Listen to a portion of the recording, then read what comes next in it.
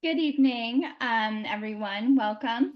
So I am Vanessa Santella, Operations Coordinator at the Aurelia Museum of Art and History. Welcome to the fall edition of the OMA History Speaker Series organized by OMA and the History Committee. We hope you had a great summer. We thank you for your support, and as always, we acknowledge Deanne McCallum at Rogers for sharing the OMA speaker series on Rogers Cable Network. Thank you so much for all that you do, Deanne. In gathering information on those who previously attended OMA's History Speaker Series, there was a large interest to learn about Aurelia's industrial past. As a result, tonight we welcome John Smith of the Aurelia Heritage Center, a group whose goal is to commemorate and celebrate Aurelia's rich industrial history.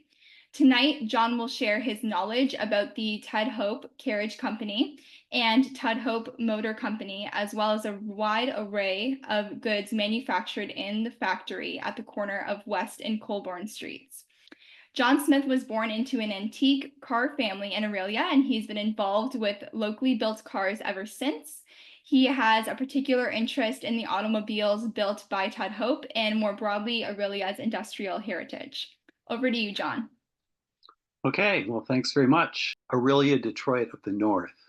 And it's all about, all starts with a blacksmith from Oro Township. I was introduced to Tudhope Cars and Tudhope Industries by my late father, Gordon Smith, who was, among other things, one of the first collectors of antique cars in Canada. A lifelong car enthusiast, he came to Aurelia to found radio station CFOR, but he was already aware that automobiles were built here. He started looking for locally built cars, and at the peak of his collecting, owned 4 of them, including this 1912 Tudhope Touring. And just for the record, that's me on my mother's knee in this shot taken on Bay Street in Gravenhurst in 1953. In 1967, I drove that same car in a big parade celebrating both Canada's and Aurelia's centennials. 16 years old, I had just failed my first attempt at getting my driver's license, but that didn't faze my dad. I was also unable to shift gears on the car, which really also wasn't helpful. Anyway, I made it through the parade, and at the end, I was breathing a sigh of relief when a guy about my age approached the car. Turned out it was Tim Spencer, a great-grandson of J.B. Tudhope, and he was accompanied by Andy Tudhope, a much older cousin. Understandably, they were both very interested in the car, and I felt I needed to offer them a ride. I'm sure I set their teeth on edge as I crunched through the gears in the non-synchromesh transmission, but it couldn't have affected things too much because Tim and I quickly became fast friends. Through him, I started to learn a lot more about the history of the Tudhope Industries and their impact on the community, and our mutual interest in this fascinating piece of local history continues to this day. And I think, in fact, he's watching tonight. I hope he is.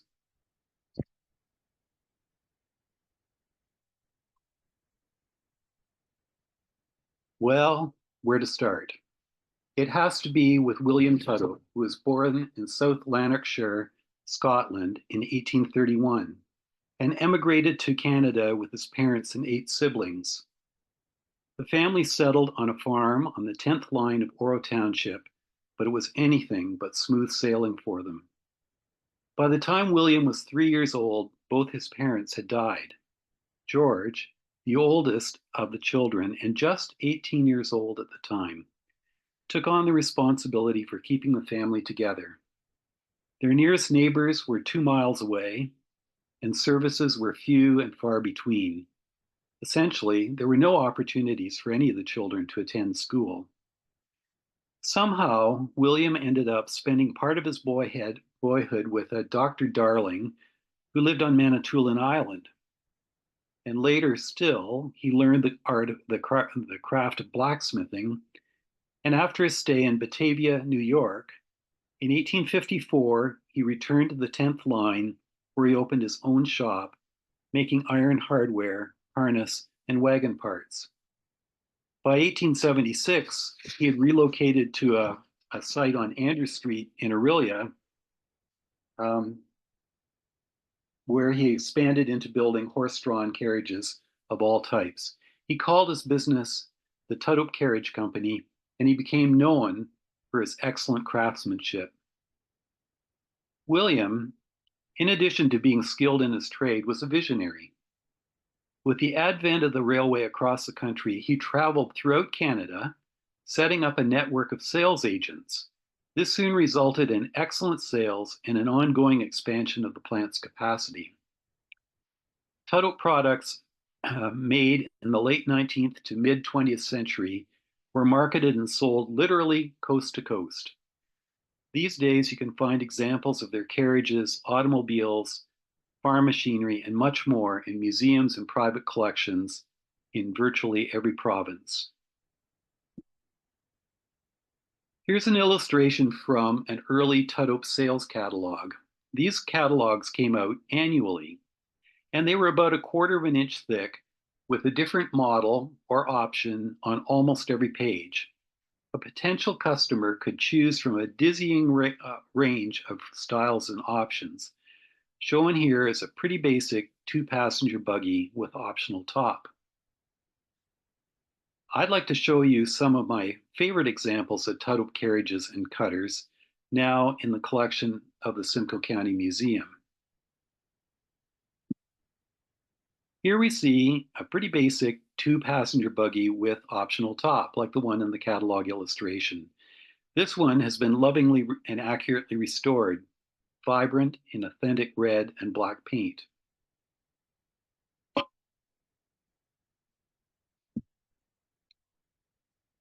Here's one that really tickles my fancy. The original crossover vehicle. Known as a Democrat, it had removable seats, so it could function as a wagon or a delivery vehicle, but you could also put both seats in place and take the family to church on Sunday. And here we thought SUVs were the original crossovers.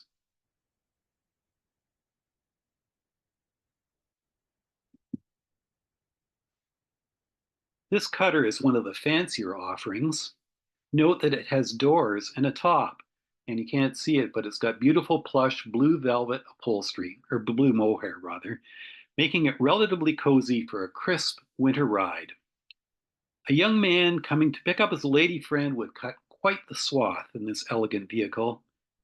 A Corvette or Mustang? Ah, who needs them?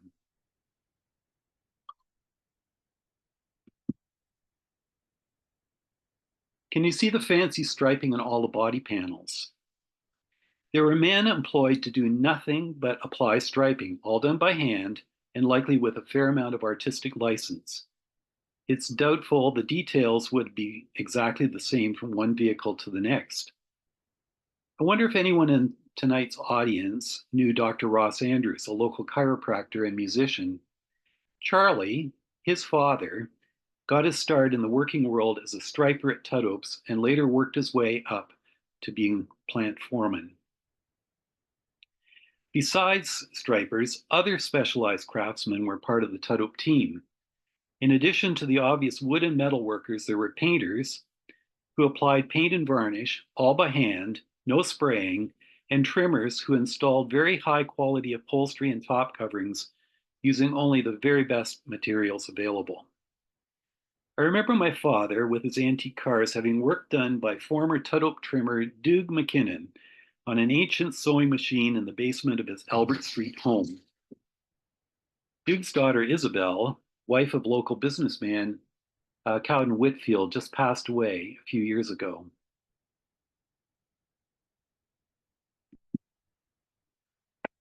I tell you about William, who passed away in 1900, because I believe he deserves the credit for establishing the Tudhope name across the country and ramping up production exponentially to meet sales. Often his sons, and in particular company president James Brockett Tudhope, or JB as he was known, are seen as putting the Tudhope Carriage Company on the map.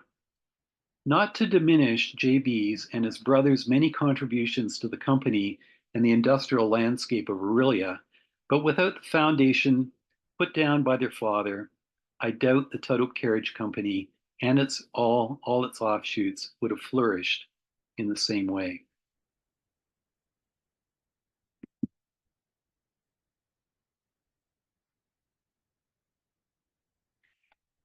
With the arrival of the 20th century, automobile production became somewhat of a craze across North America, with countless designers and entrepreneurs wanting to get in on the ground floor.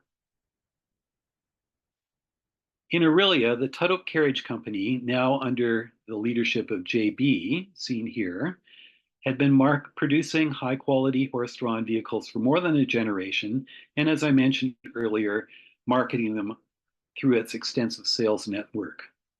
Like many other industrialists, JB investigated the possibility of using an American design in a car built for the Canadian market. In those years, there were high tariffs on automobiles imported from the USA, so it paid to produce cars on Canadian soil. In 1908, in Oshawa, JB's good friend and competitor in the carriage trade, Sam McLaughlin, was manufacturing Buicks for the Canadian market. And established in 1904, the Ford Motor Company of Canada was thriving in Walkerville near Windsor. In a wider perspective, in the first half of the 20th century, automobiles were built in communities across the province, including Chatham, Tilbury, Woodstock, London, Kitchener-Waterloo, Stratford, Barrie, Penetanguishene, Toronto, Brockville, Kingston, Mount Bridges, Cambridge, and numerous others. Here's an example of one of the very first McLaughlins, which, when it was in the hands of its original family, and this picture was taken in Coldwater, and it shows a 1908 first year of production for McLaughlin 4-cylinder model.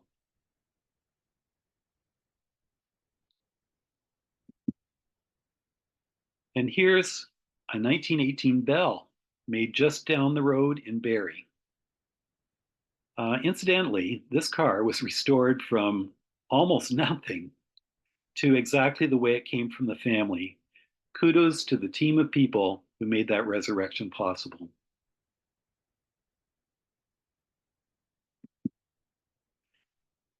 Finally, here we see a 1906 Russell made in Toronto by CCM. Yes, the same people that makes bicycles, skates, and other sports equipment. And yet they made cars from 1905 to 1915, catering to high-end customers.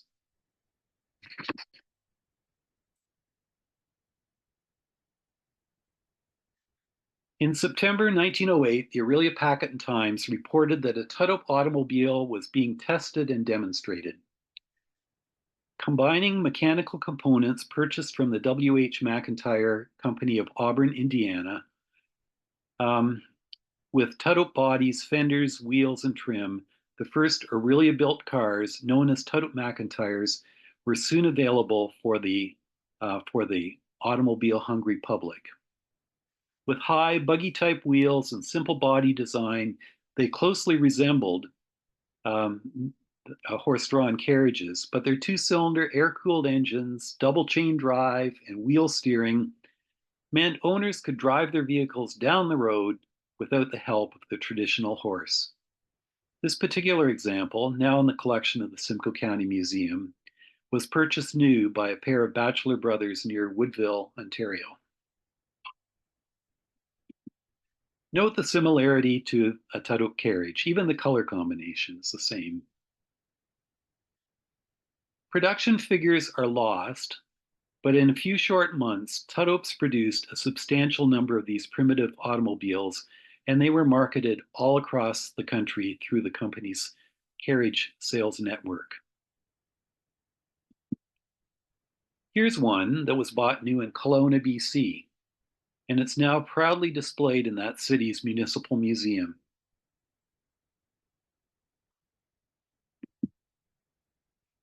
They had some prestigious early customers, including the Bell Telephone Company. Now, the story goes that Bell sent a pair of men to Aurelia to learn how to operate the little truck, and subsequently drive it back to Toronto. However, due to repeated mechanical problems along the way, it never completed that journey and was in fact shipped back to Orillia for repairs. And then it was sent to Toronto by train. In fact, the McIntyre design was primitive even for the time, and the quality control on the mechanical components imported from Indiana was at best sketchy. I say the metallurgy in the Tudhope McIntyre mechanical parts was on a par with old cheese, very, very susceptible to breakage. However, they must have assembled a bunch of Tudhope McIntyres in very short order. At least 8 of them have survived to this day. The one in the collection of the Simcoe County Museum is probably the only example that is currently operational, and here's a shot of it on a recent test run.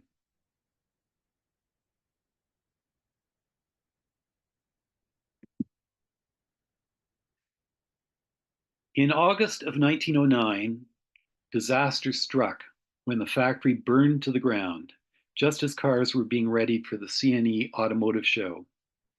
The fire started in the paint shop and quickly spread to the rest of the factory, which was almost entirely constructed of wood.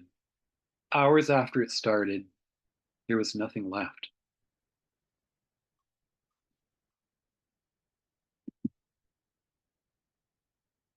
Undaunted, JB immediately began planning the construction of a new factory to produce carriages and automobiles. Within weeks, the work began and the building was completed in remarkably short order. And you will know this building, which still stands as Aurelia's City Hall, and there are condos and Lakehead University classrooms and other other things that are accommodated here. In the meantime, JB investigated arrangements with other American automobile companies. He knew that the McIntyre design was outdated and would quickly lose public appeal.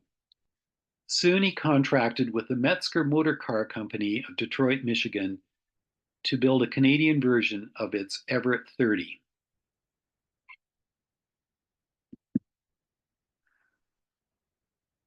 Byron Everett, a Canadian who went to Detroit to make his fortune, and did, and seen here on the left, and super salesman William Metzger, here on the right, were the principals of the Metzger Company, and at the time, they were as well known in Detroit and beyond as Henry Ford and the Dodge brothers. For his part, JB was a highly regarded Canadian industrialist, the head of arguably the largest carriage manufacturing company in the country, maybe even the British Empire. From all accounts, he was an honest and progressive businessman, well respected by his employees and the wider community. Not afraid to step up to the plate, he served at various times as Reeve and Mayor of Orillia, member of provincial parliament, and member of Canadian Parliament in Ottawa.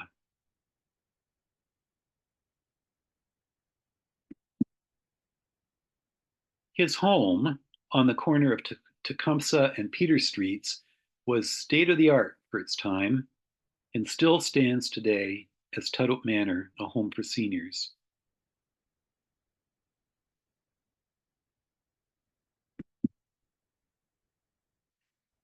JB was not a man to do anything by halves, and this time he intended to build automobiles in their entirety rather than relying on American parts.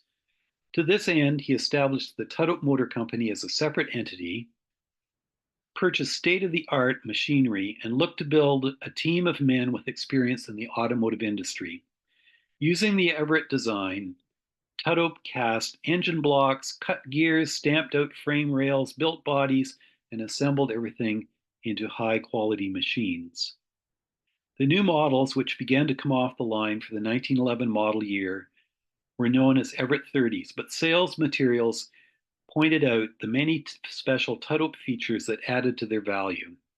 With four-cylinder water-cooled engines, magneto ignition, and three-speed transmissions, they included some of the best ideas in automotive engineering in an era when the automobile was in a constant state of evolution.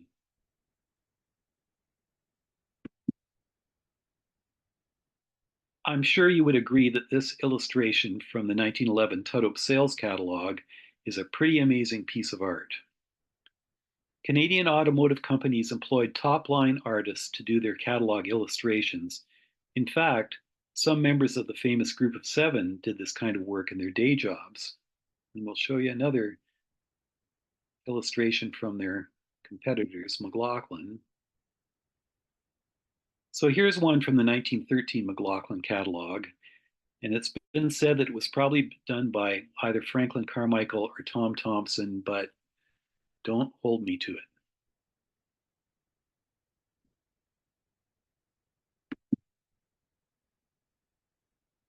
Back to the Everett, here's a more clinical look at the 1911 Standard Touring.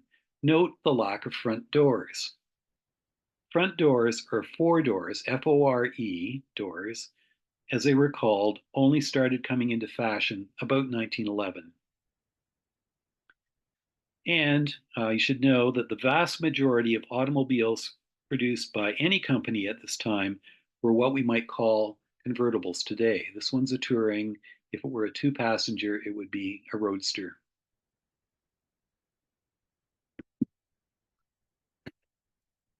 Now here is a closed model. It was called their coupe, and it looks to me rather like a china cabinet on wheels.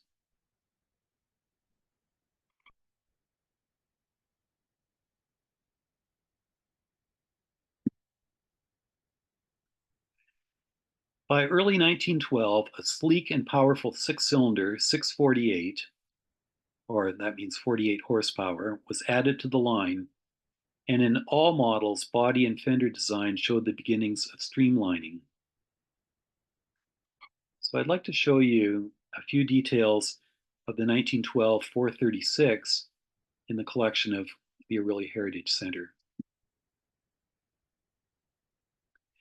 You will see that the trim is nickel plated, which eliminated the need to polish brass.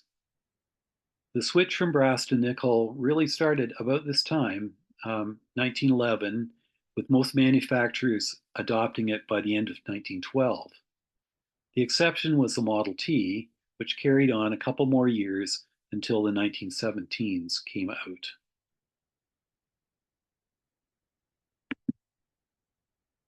I love the design of the rear window in the car, which was unique to Tudhope's.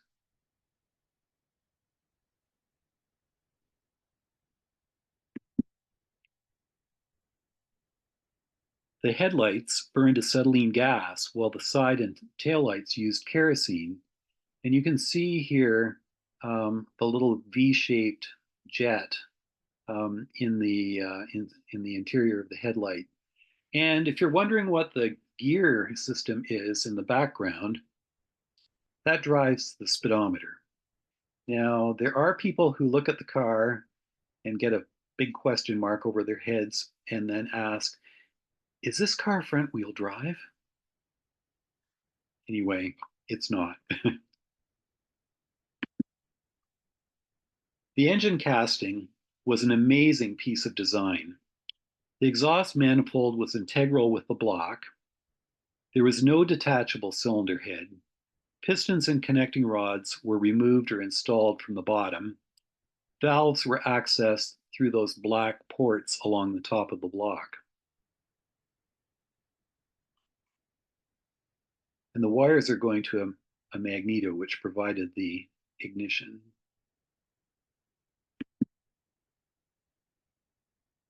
The upholstery was beautiful, all done in diamond tufted leather. Look at the door panels. They're elaborately trimmed to match the seats. And again, unique to Tudhope. No other car had that.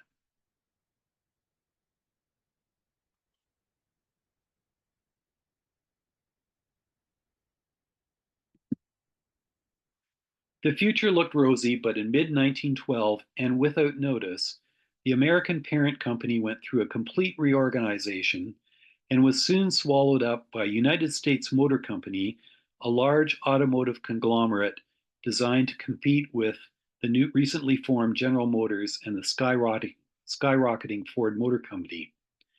The business arrangement with Tudhope was terminated, and American production of the Everett 30 ceased.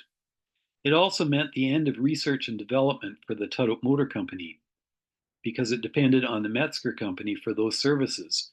Left on its own, the Aurelia operation carried on with the cars rebadged as Tudhopes.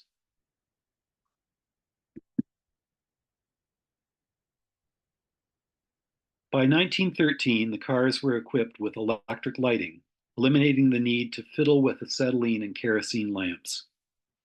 The six-cylinder cars also had electric start. However, sales were slipping because of quickly aging engineering and competition from lower-priced vehicles such as the Model T Ford. Furthermore, it wasn't easy to find workers with automotive or machining experiences. There were challenges in producing sufficient numbers of cars with a largely unqualified staff.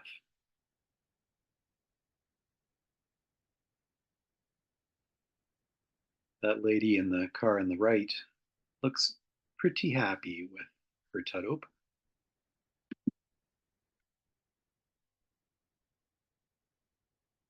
Later that year, in 1913, the Tudhope Motor Company was taken over by Frank Fisher and a group of investors, establishing Fisher Motors. Sales offices were located in Walkerville, but the cars were still built in the plant in Aurelia. Essentially, Fishers were rebadged Tudhopes with a few cosmetic tweaks. It's unknown how many cars they actually put together. One story says they simply used up existing parts, but there are no records indicating production numbers. Unfortunately, sales continued to be weak, and by early 1914, the end was near. The advent of World War I marked the end of automobile production in Aurelia, with remaining parts being used for ambulances bound for European battlegrounds.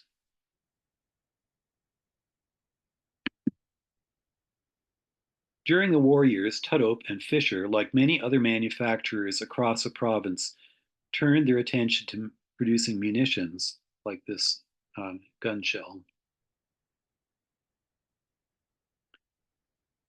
There's only one remaining Fisher that we know about, and I'm happy to report that it has recently been acquired by Aurelia Heritage through the generous financial support of Gary Potter, an antique automobile enthusiast and collector who lives near Oro Station. Once again, my family has involvement in this car's history. Earlier, I mentioned that my dad owned the local radio station. In the early 1950s, he and a young announcer, Pete McGarvey, hosted a weekly program called Motor Memories. They'd banter back and forth about bits and pieces of automotive history, and at the end of each program, one of them would say, "And if you know of any antique cars in your neighborhood, please write to us." And the letters poured in, including one that led Dad to find the Fishers sitting outside in a backyard in Wingham, Ontario. And this is what it looked like the day he brought it home. He never got around to restoring it, but in about 1960, he did remove the motor so a crack in the water jacket could be repaired.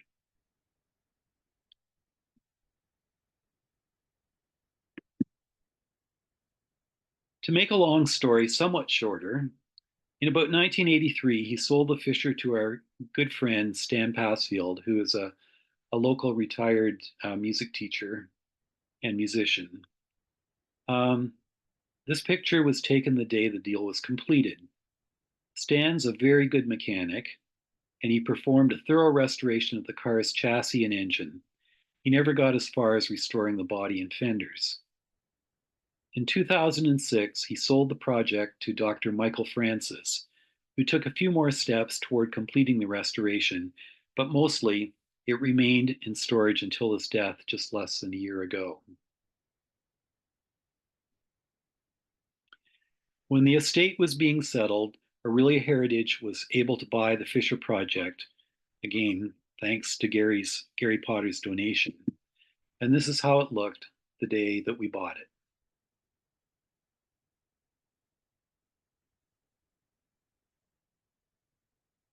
The leather upholstery was in tatters, um, very corroded original paint on the body. The chassis has been restored and was, basically in running condition, but still a lot of work to do. This is how it looks now. We have a team of 4 guys, all members of Aurelia Heritage, who typically get together at least once a week to work on it. In addition, we have several skilled craftsmen from the wider community assisting with woodworking, electrical stuff, and paint work. We're pretty happy with the progress we're making, but we need to continue to raise money to support the project. Right now, we want to get finished paint on the body so we can deal with the upholstery. A fellow named Wayne Shepherd, who lives in Belleville, he's an antique car guy, has donated the money to pay for the leather and other materials for the upholstery, and local upholstery guru Rod Barkey and his brother Ron have offered to do the work at no cost. Bottom line is we're delighted to have the Fisher stay in Aurelia, and we hope to have the restoration completed in the next year or two.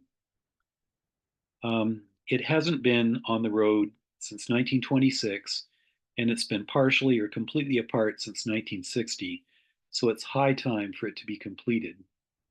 And not to compete with the interests of the Aurelia Museum of Art and History, but if there were any financial donations that could come our way, we would be very, very appreciative.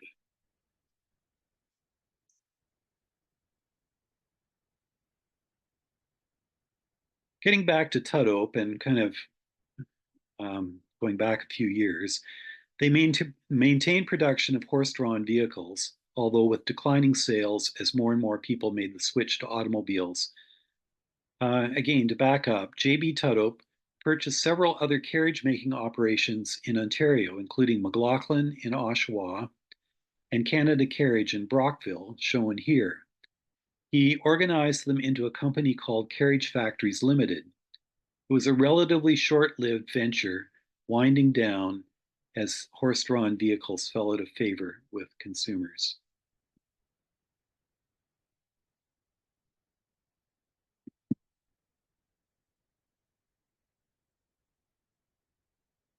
After the war, through a branch called Aurelia Bodies, Carriage Factories Limited continued an involvement in the automotive industry through manufacturing bodies for a number of marques, including Overland, Essex, Yellow Cab, and Brooks. There was even an occasional custom body designed and built, including one for a Rolls-Royce Silver Ghost.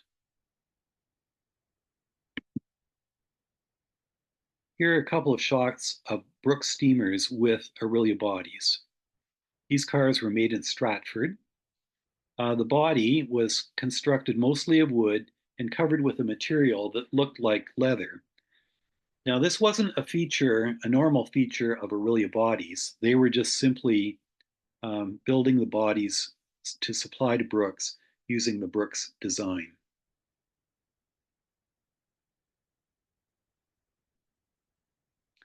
I'll also say that the Brooks steam motors was a bit of a a bit of a financial scam, but that's a whole different story.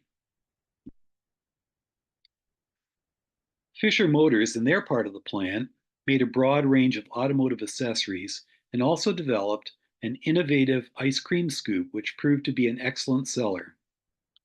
It was available in a wide range of sizes for both domestic and commercial use. I would guess that there are many people watching this production tonight, a presentation, who may remember using a similar ice cream scoop, perhaps not knowing that it was locally designed and produced. In 1928, Fisher Motors and the Tudhope Carriage Company were folded into a new entity, Tudhope Metal Specialties. Still later, it became known simply as Tudhope Specialties. J.B. Tudhope died in 1936, turning the reins of the company over to his son, William Oliver, or W.O. Tudhope, who had served with distinction in World War I. With a hiatus during World War II when the plant made Piat anti-tank shells, the company produced a wide range of sheet metal and electrical products. And just one more word about the war years. It's interesting to note that the plant was largely staffed by women during that time. So I'd like to show you a few examples of Tudhope Specialties products. So here's a fancy folding tray, all nicely chrome plated. They also made a line of stoves and heaters, and here's one of their stoves.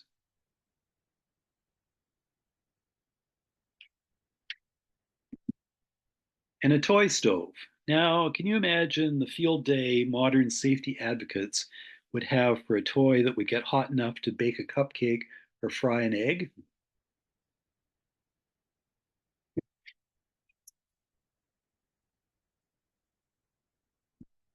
And here's an electric heater.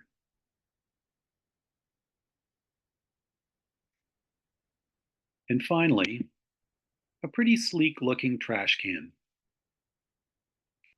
Now they build all kinds of things. This is just a small sample.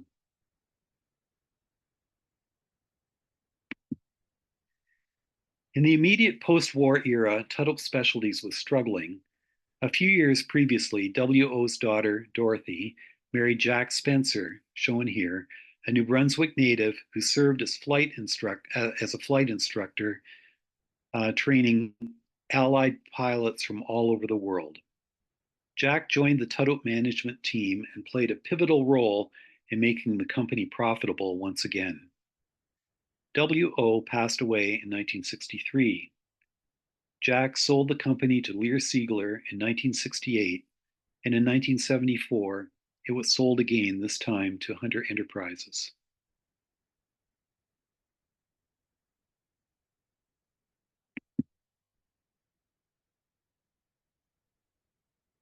The Tudhope family helped found several other companies, including the Aurelia Tudhope Anderson Company, later known as Otaco, Canada Electric Casting, Standard Chemical of Longford, Tools and Hardware, and Canada Wood Specialties, a large woodworking factory.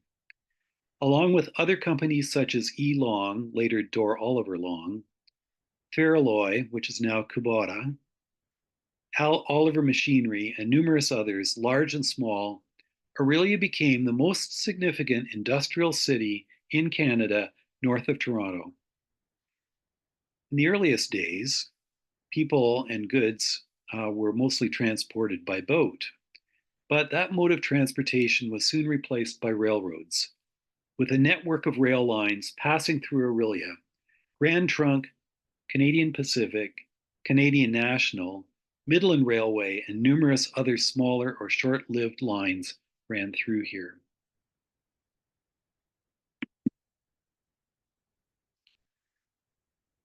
Aurelia also had its own power generation and distribution system, and in fact, the generation system is still locally owned and controlled by Aurelia Power.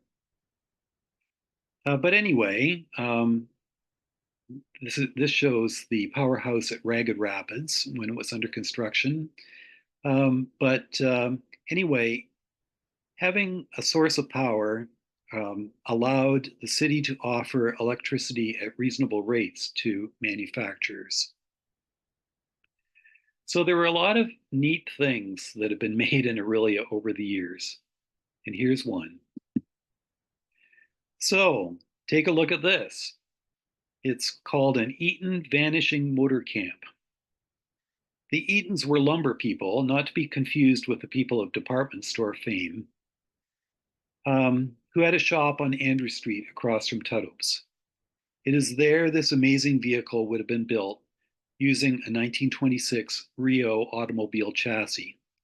The big canvas tent could be folded down and stashed in a compartment in the back of the vehicle. It's recognized worldwide as being one of the very first RVs. In fact, Winnebago tried to buy it a number of times from the Sauter family, who have owned it for almost 70 years. There were a lot of very ingenious people at work in Aurelia's industrial community back in those days. Over a 30-year period, Aurelia Heritage gathered up a collection of locally manufactured items. Recently, we donated almost everything to the Simcoe County Museum, but I'd like to show you some pictures of a few of the more than 500 artifacts that we acquired. So here's from Tools and Hardware, a nice bathroom fixture.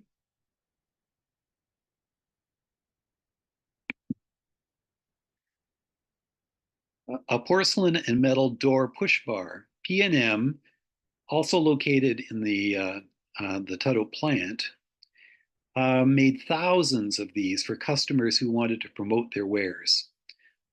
Highly collectible nowadays, they provided very effective advertising for pop, cigarettes, clothing, newspapers, fuel, and much more.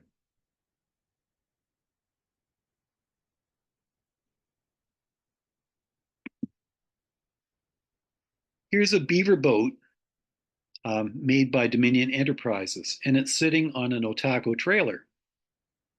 Anyway, this is one example of the many different types of boats built on or near Aurelia's waterfront. Other boat makers included Hunter, Ross, and Egloff. The world-famous ditchburn boats that we normally think of as coming from Muskoka were initially built here before moving up there. And Dean built racing canoes and paddles, and also paddles were made out at the Narrows by Mr. Harris of Harris Boat Works.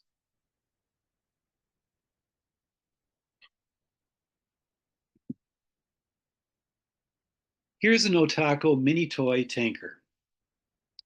After World War II, Otaco was left with a large inventory of sheet metal. A clever engineer in the plant got the idea of building toys. They were an overnight sensation. Boys from all across the country were delighted to get a mini toy, and these days, those mini toys are eagerly sought by collectors throughout North America and beyond.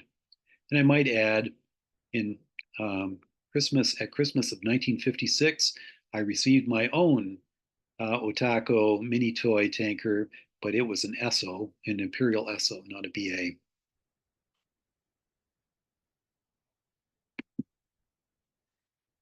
Canada Wood Specialties made this cute toy. Mostly, they produced broomsticks, golf tees, cheese boxes, munitions crates, handles for Fisher and Tudhope ice cream scoops, and a whack of other wood products. It was a going concern, that factory, which was located where Metro is now.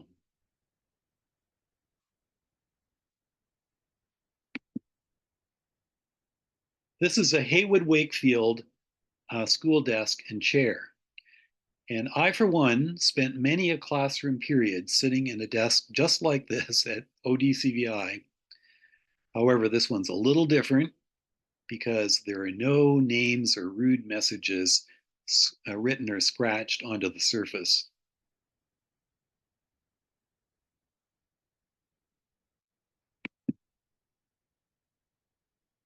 Ferroalloy mine scraper. This is a model of the real thing, which would have been ginormous.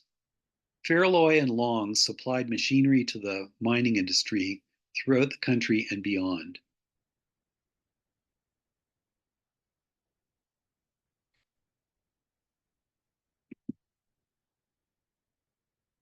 This is an Otaco auto track.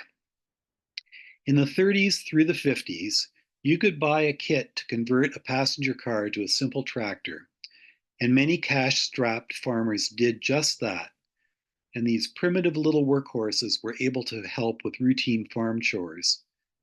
I've driven the one on the right and can report that it was a bone-jarring experience, but on the brighter side, my fillings are firmly ensconced in my teeth, so that's a good thing. And a final example, and I mean, I could have shown you, like 420 other things, but anyway, a baseball bat. Employees from Roland Boats, located on the waterfront, whiled away the winter hours turning out bats like this. Not sure they ever made it to the big league, though.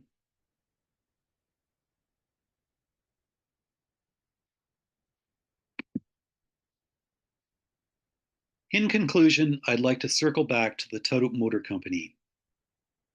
In 1910, when J.B. Tudhope was looking for a car to build, he partnered with Barney Everett and William Metzger, two giants in the Detroit automotive scene at the time. He built a state-of-the-art plant, looked to hire the most skilled staff possible, and produced gorgeous cars. It should have been a recipe for success. However, the wheels fell off when the Metzger Motor Company disappeared, leaving Tudhope's Aurelia operation on its own. We have no idea who all JB might have approached as a potential partner, but suppose he'd made an arrangement with, well, maybe the Dodge brothers to build their car here. Who knows? Aurelia could still be a powerhouse in the automotive industry. And about Sam McLaughlin and his company, which led to General Motors of Canada, well, frankly, he was incredibly lucky that he happened to hitch himself to a winner.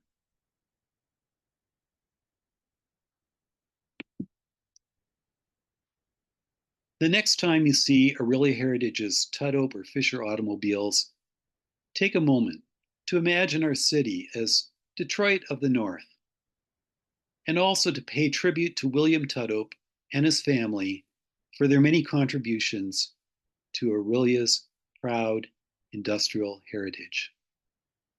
Thank you very much.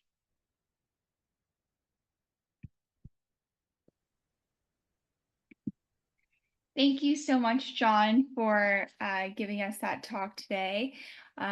It was really informative, and we appreciate all of your experience and all of the knowledge that you shared with us. So we'll just give it a few moments here. If anyone has any questions that you would like to submit to the chat option, or if you would like to raise your hand and ask a question, please let us know. In the meantime, if there's anything that you would like to elaborate on or any other experience that you wish we had a bit more time for, please feel free while we wait for some of those questions to roll in. Okay. Well, I mean, I think it's a heritage, or it's a part of our history that we can really be proud of. And um, I would like to think actually that, you know, as the years um, roll on from here, that Aurelia might become another, powerhouse. And it probably won't be with foundries and sheet metal manufacturing and automobiles and that type of thing, but it might be with IT, or it might be with um, all kinds of different innovative things, green power, all those things. Mhm. I think we've got a lot to learn from our past. Absolutely. So it looks like we have a few questions. Okay. So we'll start with this one. Were the early cars right and or left-hand drives? They were virtually all right-hand drive until the Model T Ford came out in 1909. And then uh, it was left-hand drive, and gradually cars switched over to left-hand drive. And really by 1915, they were pretty much all left-hand drive. Okay, thank you. And another one here. Do you know who at this point owns the building at the corner of West and Colburn? Um, no, I don't actually. I mean, it's not the city of Aurelia, at least I believe it's not. I believe that they lease space from the people that own it. And I believe the people that own it also own Central School. Mm, okay. And another one here. How dangerous is it to hand crank a Tudhope? Well, it's really not dangerous at all as long as you remember to change the ignition timing.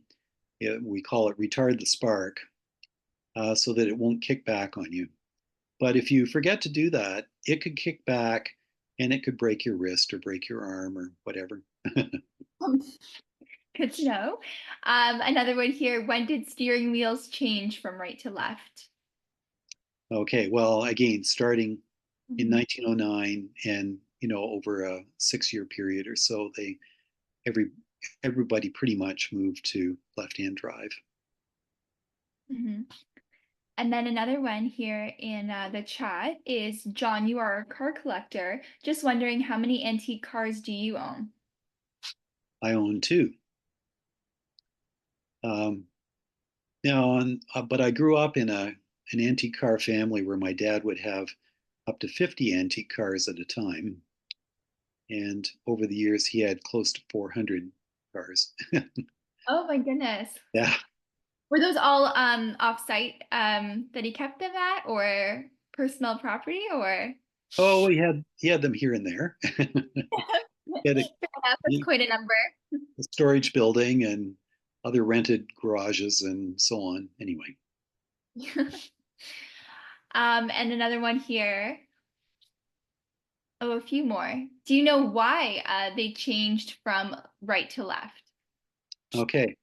Well, in the early days when there was no traffic, um, it made sense for them to copy what was happening in the United Kingdom and in Europe, where the cars were right-hand drive. Um, so, with no traffic, it was probably more important to keep an eye for the driver to keep an eye on the ditch at the side of the road. But Mhm. then, as there got to be more traffic, it was really better that the driver be able to gauge, the distance between his car and any oncoming vehicles. So I think that that's the reason why. And actually, just for your information, um, in British Columbia and in Nova Scotia and maybe New Brunswick and PEI as well, they drove on the left side of the road until the mid to late teens before they moved over. Okay, that's great to know. And then a few more questions popped up here. So, did Tudhope cars have shock absorbers? Well, they had what they called shock absorbers, which was they had a coil spring that was fastened to the each side of the frame, like there's one on each side of the frame at the back. And then they had a leather strap that went from that spring down below the rear axle. And supposedly that helped things when they went over big bumps. Frankly, I don't think it made a hill of beans difference, but anyway, it was a good selling point. And I have a comment here. John, I recall from my youth that your father owned a wide collection of cars, including some built in Aurelia. Which locally built cars have you been part of your or your family's collection? Okay, well, uh, we owned the 1909 Tudhope McIntyre that is now in the collection of the Simcoe County Museum. He had a 1911 Everett chassis. He had the 1912 Tudhope Touring that was shown in the first slide, and he also owned the Fisher. Okay. And another comment here. Can you talk a bit more about the Aurelia Heritage Center? Is it a physical place we can go visit and see the cars in the process of being restored? Um, well, now there's a great question. So we're a charitable corporation, and the name of our corporation is the Aurelia Heritage Center. And initially, it was set up in 1986. And initially, there was a thought, well, there were plans to build a museum, um, to um, to showcase the cars and all the various Aurelia made products. But that never happened, and so we really don't have a center. Um, our Tudhope car was on display in the foyer of City Hall, but then they made some renovations and they booted us out. Um, I'd like to put it more politely, but that's really what happened. And anyway, it's unfortunate because people still say to us, "What happened to the car in City Hall?"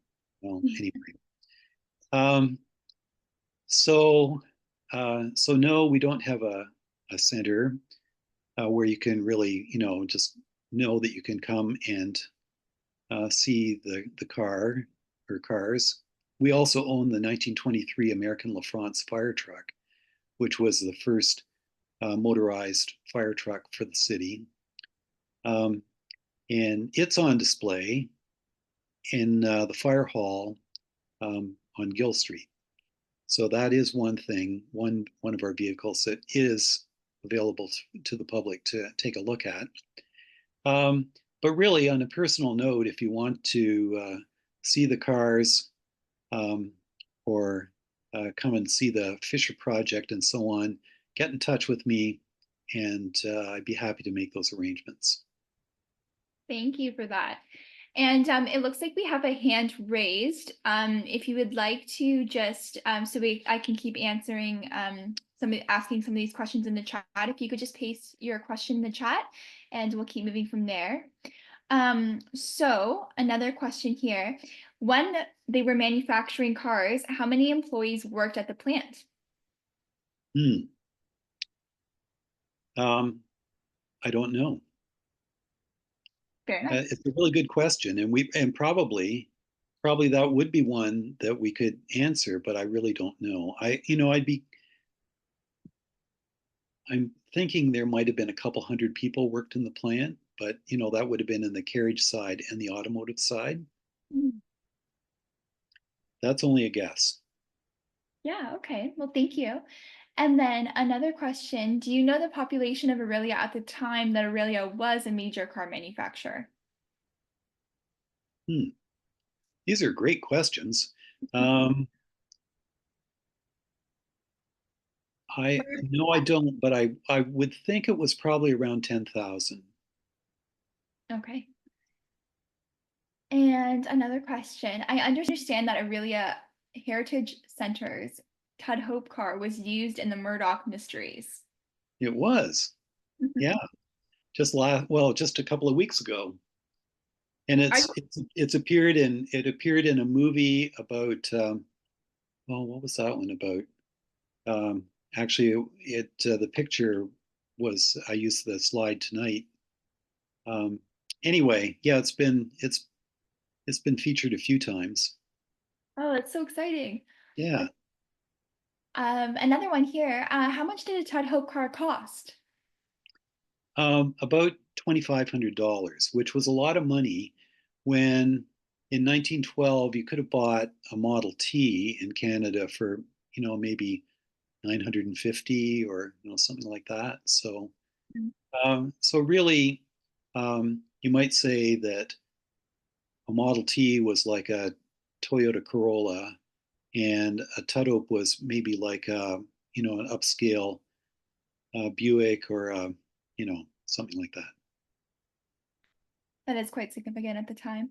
And then are there any plans for a Tudhope museum in Aurelia? I don't know if you can answer that. Um, well, we have a dream, and we have a dream that wouldn't it be nice to have a carriage house on the property out at the Leacock Museum, in keeping with the boathouse and with the Leacock House itself, in which we could display our cars. I Oh, think that would be nice. Yeah. it's wonderful. Okay, so I think that's all the questions we have here. I'll give it maybe a few more moments if there are any last minute thoughts before I turn it over. But thank you all for all your wonderful questions here and comments. Okay, maybe a last one here. Was the Fisher Carriage Company associated with the Fisher Company, which took over Tudhope? Oh, you mean Fisher Bodies? I imagine that's what you're referring to. And no, there was no association at all. Different Fisher families entirely. Okay, thank you so much. Well, thank you everyone for your questions, and thank you for listening to tonight's presentation. I'm just going to turn it over to Jessica now to say our goodbyes. Hi, everyone. My name is Jessica Allen, and as the chair of the Aurelia Museum of Art and History's History Committee, I'd like to thank our speaker, John Smith, for sharing his knowledge and expertise with us today. John, your insights into the Tudhope Carriage Company and the Tudhope Motor Company really was fascinating. Your talk has given us all a deeper appreciation for this important chapter of our industrial heritage. Thank you all for your continued support of the History Speaker Series. We're always working hard to bring you engaging talks on diverse topics, and we're really excited about what's to come. So please visit our website and our social media for details on our upcoming events. And in the meantime, we hope you have an enjoyable and safe holiday season, and we look forward to seeing you all in the new year. Thank you. Thank you.